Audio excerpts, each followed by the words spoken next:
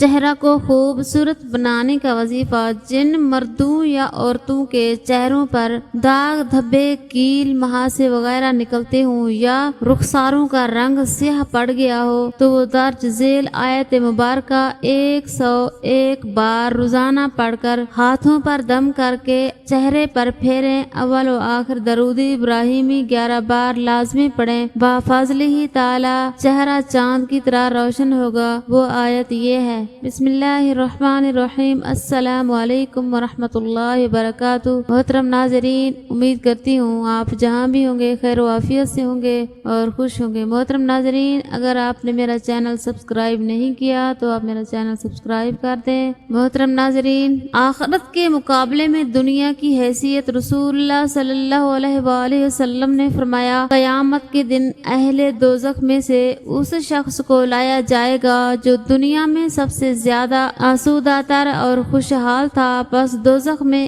ایک بار غوطہ دیا جائے گا، پھر اس سے پوچھا جائے گا، اے آدم کے بیٹے، کیا تو نے دنیا میں کبھی آرام دیکھا تھا؟ کیا تمہیں کبھی کوئی نعمت بھی ملی تھی؟ وہ کہے گا، اللہ کی قسم اے میرے رب، کبھی نہیں۔ اور اہل جنت میں سے ایک ایسا شخص لایا جائے گا جو دنیا میں سب لوگوں سے سخت تر تکلیف میں رہا تھا، جنت میں ایک بار غوطہ دیا جائے گا، پھر اس سے پوچھا جائے گا کہ اے آدم کے بیٹے، تو نے کبھی تکلیف بھی دیکھی ہے؟ کیا تجھ پر شدت رنج بھی گزرا تھا؟ وہ کہے گا، اللہ کی قسم مجھ پر تو کبھی تکلیف نہیں گزری اور میں نے تو کبھی شدت اور سختی نہیں دیکھی تھی۔ رسول اللہ صلی اللہ علیہ وآلہ وسلم نے فرمایا، جو شخص اللہ اور اس کے رسول پر ایمان لائے اور نماز قائم کرے اور رمضان کے روزے رکھے تو اللہ تعالیٰ پر حق ہے کہ وہ جنت میں داخل کرے گا، خواہ اللہ کے راستے میں وہ جہاد کرے یا اسی جگہ پڑا رہے جہاں پیدا ہوا تھا۔ صحابہ نے عرض کیا، یا رسول اللہ صلی اللہ علیہ وآلہ وسلم، کیا ہم لوگوں کو اس کی بشارت نہ دے دیں؟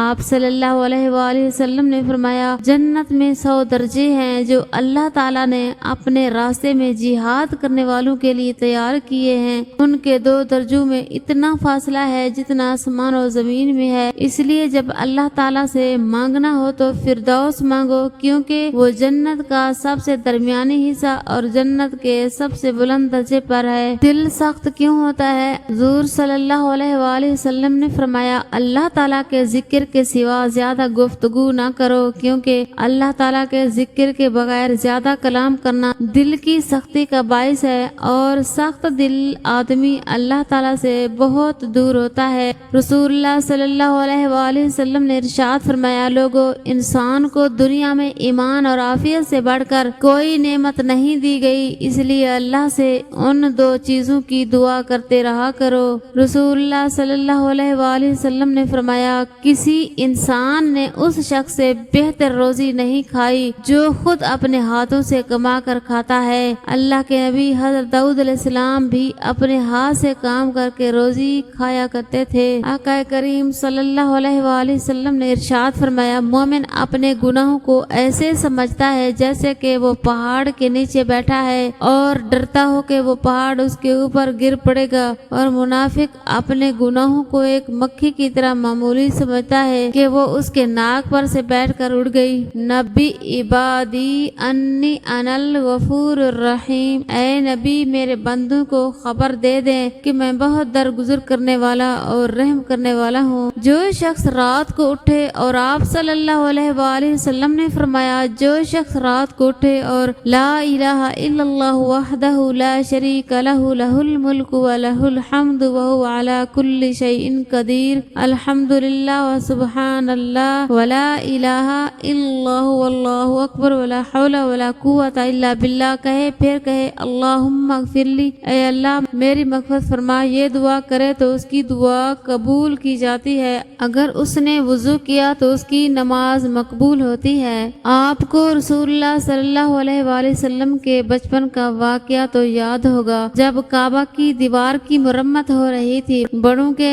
ساتھ بھی پتھر کندھوں پر رکھ کر لا رہے تھے، پیارے نبی صلی اللہ علیہ وآلہ وسلم بھی ان میں شریک تھے۔ جب کندھے دکھنے لگے تو لڑکوں نے تہ بند کھول کر کندھوں پر رکھ لیے۔ حضور صلی اللہ علیہ وآلہ وسلم کے چچا نے آپ صلی اللہ اللہ علیہ وآلہ وسلم سے ایسا ہی کرنے کو کہا۔ جب بہت اصرار کیا تو مجبوری کی حالت میں آپ صلی اللہ علیہ وآلہ وسلم نے تہہ بند کھولنا چاہا تو مارے شرم کے بے ہوش ہو گئے۔ جب چچا نے یہ دیکھا تو منع کر دیا۔ دیکھا آپ نے ہمارے نبی کریم صلی اللہ علیہ وآلہ وسلم کتنے حیادار تھے، اور یہ ہم بھی بے شرمی کی باتوں سے بچیں تاکہ ہمارا اللہ ہم سے خوش ہو۔ نبی پاک صلی اللہ علیہ وآلہ وسلم کا دوست ارشاد الساری میں ہے، حضرت ابو ہریرہ رضی اللہ تعالیٰ عنہ سے روایت ہے کہ نبی کریم صلی اللہ علیہ وآلہ وسلم کے پاس مہاجرین و انصار صحابہ کرام رضی اللہ عنہم تشریف فرما تھے تو سیدنا ابو بکر صدیق رضی اللہ تعالیٰ عنہ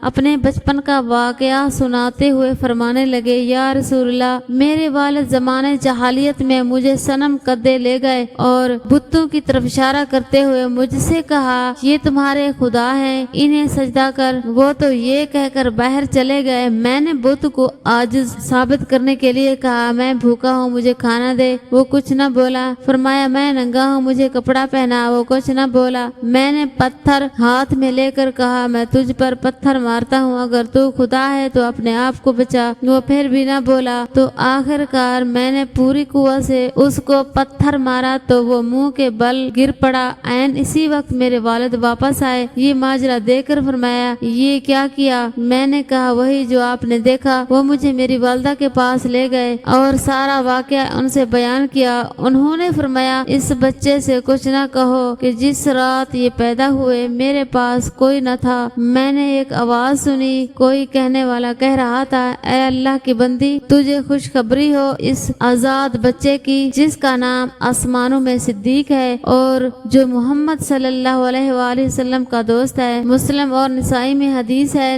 رسول اللہ صلی اللہ علیہ وآلہ وسلم کے پاس ایک مرتبہ جبریل علیہ السلام بیٹھے ہوئے تھے۔ اوپر سے ایک زوردار دھماکے کی آواز آئی۔ جبرائیل علیہ السلام نے اوپر دیکھ کر فرمایا آج آسمان کا دروازہ کھلا ہے جو کبھی نہیں کھلا تھا۔ پھر وہاں سے ایک فرشتہ نبی کریم صلی اللہ علیہ وآلہ وسلم کے پاس آیا اور کہا خوش ہو جائیے، دو نور آپ کو ایسے دیے گئے ہیں کہ آپ سے پہلے کسی نبی کو نہیں دیے گئے۔ سورہ فاتحہ سورہ بقرہ کی آخری آیتیں ایک ایک حرف پر نور ہے۔ سبحان اللہ۔ چہرہ کو خوبصورت بنانے کے لیے جن مردوں یا عورتوں کے چہروں پر داغ دھبے کیل مہاسے وغیرہ نکلتے ہوں یا رخساروں کا رنگ سیاہ پڑ گیا ہو تو وہ درج ذیل آیت مبارکہ 101 بار روزانہ پڑھ کر ہاتھوں پر دم کر کے چہرے پر پھیریں۔ اول و آخر درود ابراہیمی 11 بار لازمی پڑھیں۔ بفضلہ تعالی چہرہ چاند کی طرح ہو جائے گا۔ وَأَمَّا الَّذِينَ ابْيَضَّتْ وُجُوهُهُمْ فَفِي رَحْمَةِ اللَّهِ هُمْ فِيهَا خَالِدُونَ۔ اس کا ورد کرنے سے اور چہرے پر دم کرنے سے چہرہ خوبصورت ہو جائے گا انشاءاللہ۔ اللہ پاک ہم سب کو نیک عمل کرنے کی توفیق عطا فرمائے، نبی پاک صلی اللہ علیہ وآلہ وسلم کی سنت پر عمل کرنے کی توفیق عطا فرمائے، آمین۔